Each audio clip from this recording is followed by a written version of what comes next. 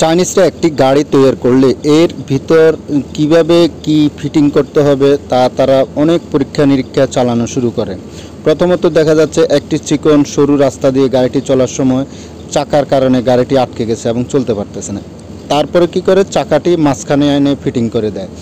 এখন গাড়িটি অনায়াসে চলে যাচ্ছে, কিন্তু রাস্তাটি যখন আরও সরু করা হয় তখন গাড়িটি অনায়াসে একদিকে পড়ে যায়। তখন কি করতে হবে, গাড়িটিকে আবার নতুন করে এর সিস্টেম পরিবর্তন করতে হবে। দুই দিকে লিভার দিয়ে সুন্দর করে গাড়িটিকে আবার সেটিং করছে, গাড়িটি আবার চলতেছে। কিছুক্ষণ পর দেখা যাচ্ছে সরু রাস্তার কারণে গাড়িটি আবার পড়ে যাচ্ছে। এখন কি করা হলো, দুই পাশে দুইটি লিভার দেওয়ার জন্য এটিকে দুই পাশে একটু ওজন সৃষ্টি করা হলো এবং চিকন রাস্তা দিয়ে এটি অনায়াসে পার হয়ে যাচ্ছে। নিচে দুটি চাকাও ফিটিং করা হলো, দেখা যাচ্ছে গাড়িটি অনায়াসে চলে যাচ্ছে। কিন্তু এরপর হবে কি, দেখা যাচ্ছে একটি সরু নল দিয়ে গাড়িটি তখন পার হতে হবে, কিন্তু নিচের চাকায় আর কোনো কাজ করতেছে না, অবশ্যই গাড়িটি পড়ে গেল। এখন আবার সিস্টেম পরিবর্তন করতে হলো।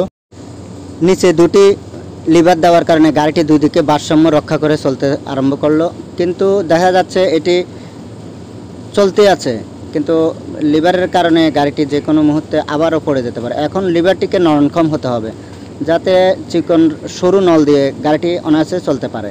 এখন দেখা যাচ্ছে গাড়িটি খুব সুন্দরভাবে চলে যাচ্ছে, কিন্তু কোথাও আটকাচ্ছে না।